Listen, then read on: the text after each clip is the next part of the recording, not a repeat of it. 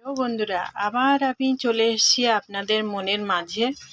তো আজকের আমি দেখাবো মুগের ডাল, নিরামিষ মুগের ডাল কিভাবে বানাতে হয় আমি দেখাবো। আশা করি আপনারা সবাই ভালো আছেন, ভালো থাকবেন। আমি তেজপাতা দিয়ে দিলাম একটু, ভালো থাকবেন আপনারা। গরমে সবাই হাঁসফাঁস হচ্ছে। এবার আমি একটু জিরে দিয়ে দেবো এর মধ্যে, জিরে আর তেজপাতা একটু ভাজা ভাজা মতন হবে।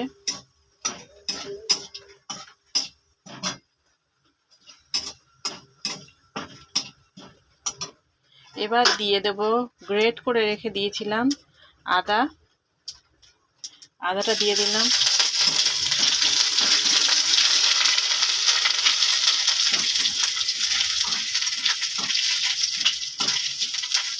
আদাটা একটু হালকা ভাজা ভাজা হবে, তাহলে সুন্দর একটা গন্ধ বেরোয়।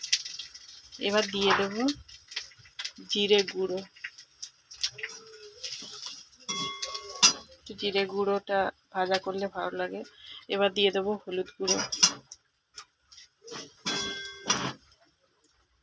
আর আমি সবজি ডাল এই যে সেদ্ধ করে রেখে দিয়েছি প্রেসার কুকারের মধ্যে, গাজর, বিনস আর কড়াইশুঁটি আমি ঢেলে দিলাম।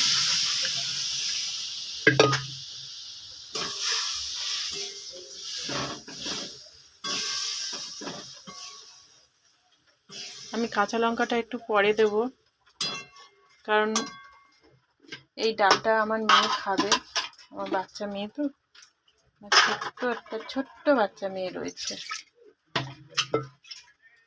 তো তার ঝাল, সে তো আর ঝাল খেতে পারবে না, তো তার জন্য আমি লঙ্কা ছাড়াই করছি। একটু জল দিয়ে দিলাম প্রেসার কুকারটা ধুয়ে।